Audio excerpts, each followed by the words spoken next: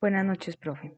El día de hoy voy a realizar el reto de la semana 16, el cual dice que realice un video de lectura sostenida con entonación y cadencia apropiada para facilitar la comprensión consciente del texto, el cual lea el capítulo 2, modelos económicos y las disyuntivas de comercio con base al libro Fundamentos de Economía. Bueno, modelos de la economía, algunos ejemplos importantes. Un modelo es cualquier representación simplificada de la realidad que se utiliza para entender mejor la situación de la vida real. Pero, ¿cómo podemos crear una representación simplificada de una situación económica? Una posibilidad, el equivalente económico de un túnel de viento, es encontrar o crear una economía que sea real pero simplificada. Por ejemplo, los economistas in- intercrean una economía que sea real. Los economistas interesados en analizar la importancia del dinero en la economía estudiaron el sistema de intercambio que se desarrolló en los campos de concentración durante la Segunda Guerra Mundial, en los que los cigarrillos se convirtieron en un medio de pago universal aceptado incluso entre los prisioneros que no fumaban. Otra posibilidad sería simular el funcionamiento de la economía en un ordenador. Por ejemplo, cuando se proponen cambios en las leyes impositivas, los asesores del gobierno utilizan modelos impositivos, grandes programas matemáticos de ordenador para analizar cómo afectarán los cambios propuestos a los diferentes grupos sociales. Los modelos son importantes porque su sencillez permite a los economistas centrarse en los efectos producidos por un solo cambio cada vez.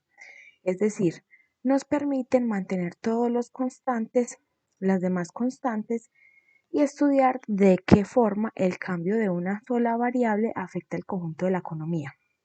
Por lo tanto, los modelos son importantes porque su sencillez permite a los economistas concentrarse en los producidos por un solo cambio cada vez, es decir, nos permite mantener todo lo demás constante y estudiar de qué forma el cambio de una sola variable afecta al conjunto de la economía. Por lo tanto, un supuesto importante cuando se construye un modelo económico es el supuesto de que todo lo demás no varía, que significa que todos los otros factores revelantes permanecen constantes. Pero no siempre se puede encontrar o crear una versión a escala reducida de una economía, y los programas de ordenador solo son buenos so- si lo son los datos que se introducen. Los programadores tienen un dicho: si lo que se programa es basura, lo que se obtiene es basura. En muchos casos, la forma más eficiente para elaborar un modelo económico consiste en hacer experimentos mentales, construir versiones hipotéticas simplificadas de situaciones reales. Al analizar estos modelos, usaremos muchas gráficas para representar relaciones matemáticas. Estos gráficos desempeñarán un papel importante a lo largo del libro.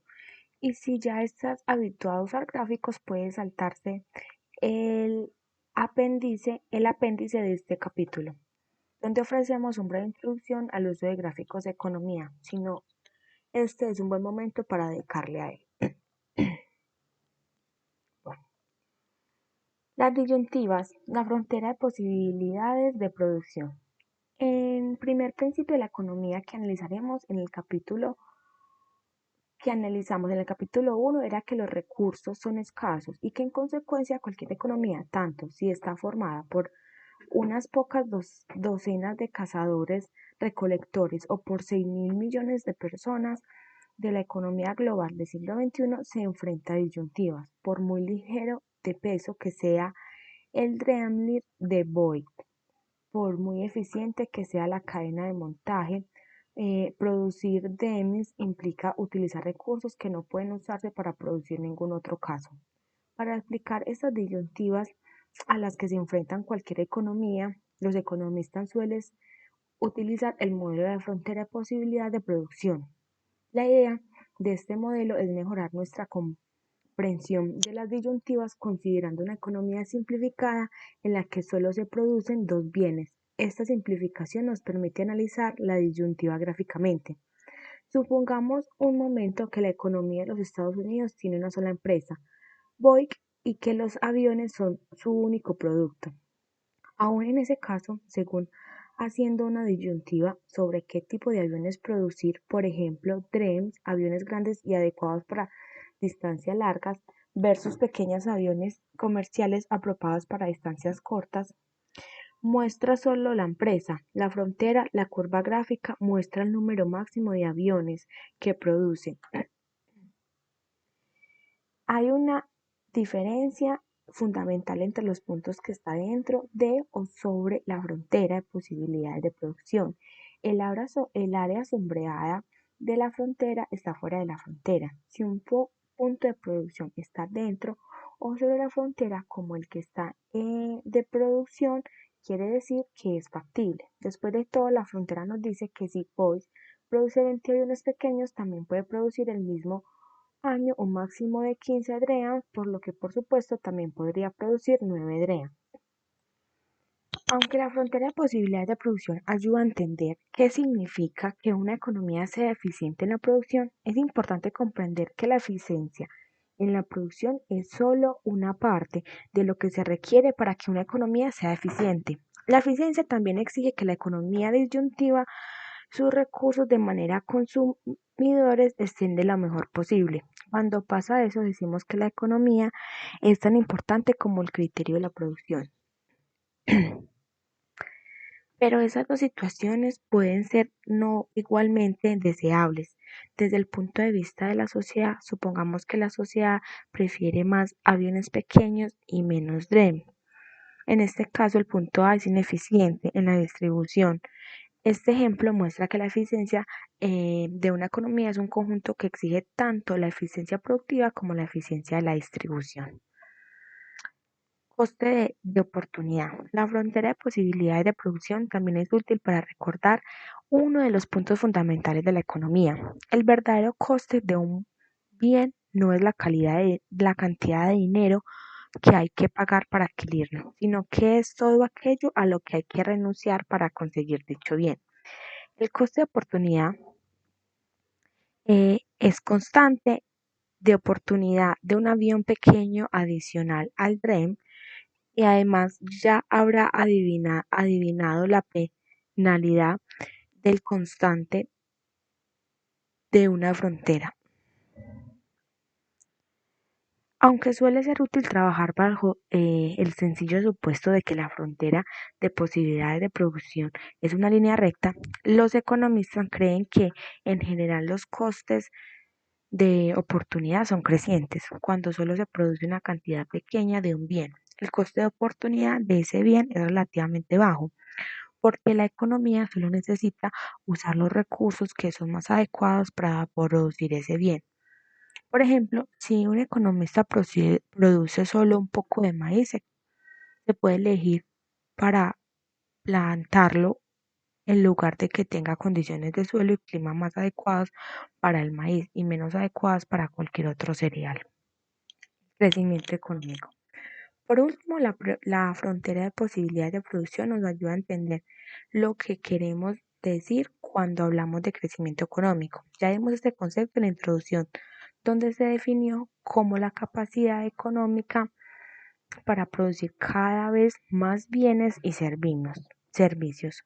Vimos que el crecimiento económico es uno de los rasgos fundamentales de la economía real, pero tenemos después de todo, aunque la economía de los Estados Unidos produce más cantidad de dicho bien que la que producimos, que la que podemos hacer en un ciclo, puede producir menos que otro. O ejemplos, por ejemplo, carruajes de caballos. En otras palabras, ha disminuido la producción mucho bienes, por tanto, como podemos afirmar con la seguridad que el conjunto de economía ha crecido, que puede dar lugar a la frontera que desplace hacia la derecha. Las fuentes de crecimiento económico son básicamente dos. Una es el aumento de los factores de producción de la economía, los recursos usados para producir bienes y los servicios. Los economistas suelen llamar factor de producción a un recurso que no se acota en la producción. Por ejemplo, en la fabricación tradicional de aviones, cuando se construía el fuselaje de estos, los trabajadores utilizaban máquinas remachadoras para unir planchas de metal a los trabajadores. Una vez que se haya fabricado el fuselaje, un trabajador y una remachadora no pueden volver a utilizarlo para otra producción. Ventaja comparativa y ganancias del intercambio. Entre los 12 primeros de la economía descrita en el capítulo 1 figuran las ganancias del intercambio. Las ganancias recíprocas que los individuos pueden obtener se especializan en hacer cosas diferentes e intercambian o comercian entre ellos. Nuestra segunda ilustración de un modelo de economía es uno de los resultados especialmente útiles para explicar las ganancias derivadas del intercambio o comercio, el comercio basado en la ventaja corporativa. Hay que aclarar un punto antes de seguir adelante. Os podéis haber preguntado por qué en Estados Unidos entregan 10 aviones grandes a Brasil a cambio de 20 aviones pequeños, porque hicieron algún otro acuerdo, como por ejemplo intercambiar. El intercambio tiene dos partes. La primera es que, por supuesto, puede haber otros intercambios comerciales en los que Estados Unidos y Brasil podían estar de acuerdo.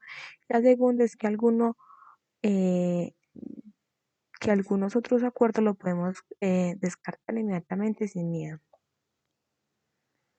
Ventaja comparativa del comercio internacional y la realidad. Utilización de los modelos económicos. Economía positiva versus economía normativa. Imagínate que el consejero económico, el presidente de tu comunidad, ¿qué tipo de preguntas se podría plantear?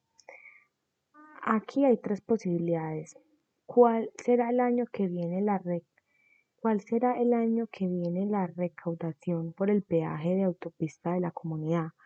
¿Cuánto aumentará esa recaudación si se aumentará el importe del peaje de 1 a 1,50?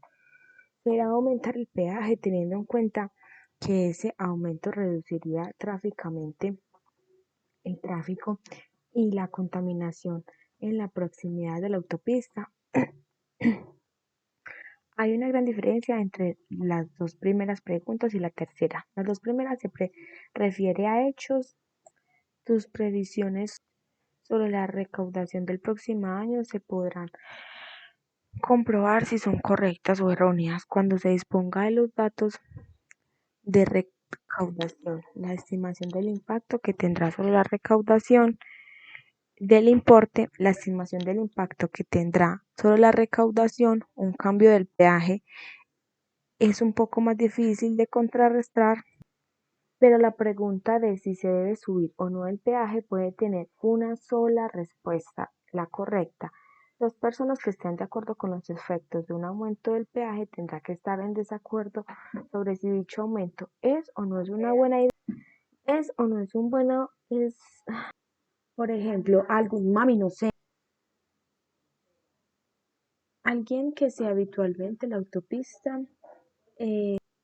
Los economistas invierten la mayor parte de su tiempo y sus fuerzas en la economía positiva, en la que los modelos desempeñan un papel muy importante, como se mencionó en el principio del sector público, utiliza modelos informáticos para evaluar los cambios propuestos en el sistema tributario y muchos gobiernos regionales utilizan modelos similares para evaluar los efectos de su propia política impositiva. Merece la pena Merece la pena destacar que hay una diferencia sutil pero importante entre la primera y la segunda de las dos preguntas que planteamos al principio de este epígrafe. La primera pregunta requiere un simple cálculo de la recaudación del próximo año, una previsión. La segunda pregunta era del tipo ¿qué pasaría si? Y que la preguntaba cómo variaría la recaudación si el sistema impositivo variara. La respuesta a este tipo de preguntas sirve como guía a los gestores de las políticas económicas, pero sigue siendo previsiones, no prescripciones, es decir, nos indican lo que sucederá si cambia una determinada política, pero no dicen si ese resultado es bueno o malo.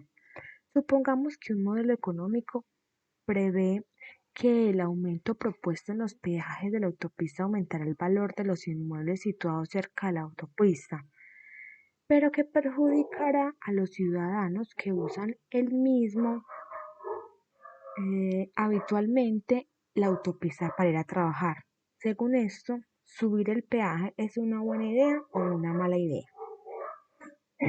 Cuando se puede establecer un orden claro de este tipo de distintas políticas, generalmente los economistas están de acuerdo, pero no es ningún secreto que los economistas a veces discrepan.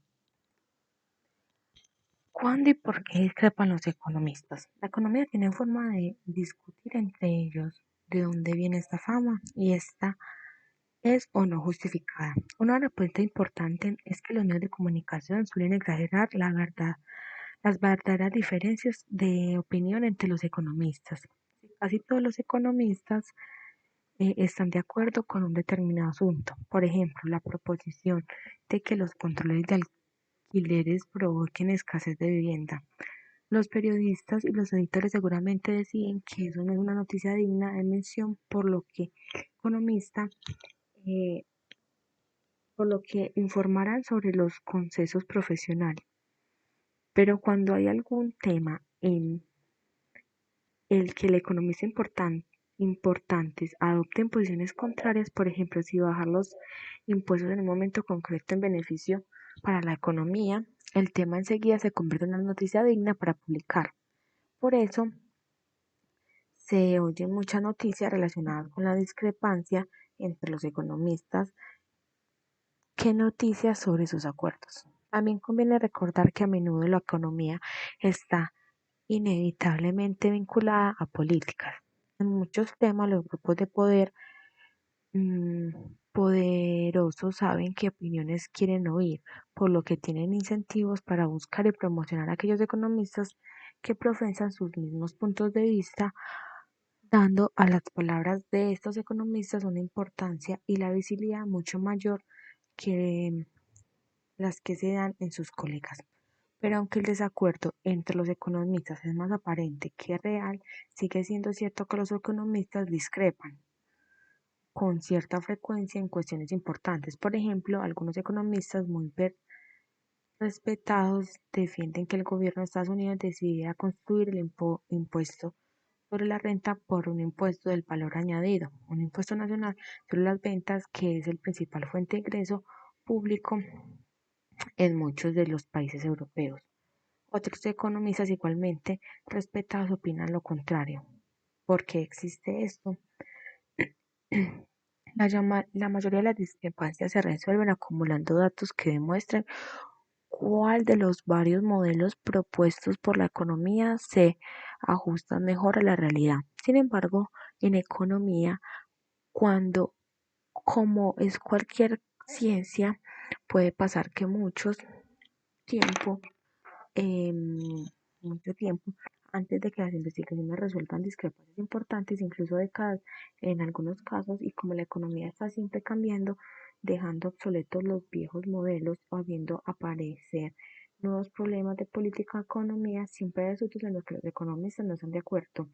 Eso es el resultado de la política económica. Entonces, ¿quién debe decidir a qué economista creer?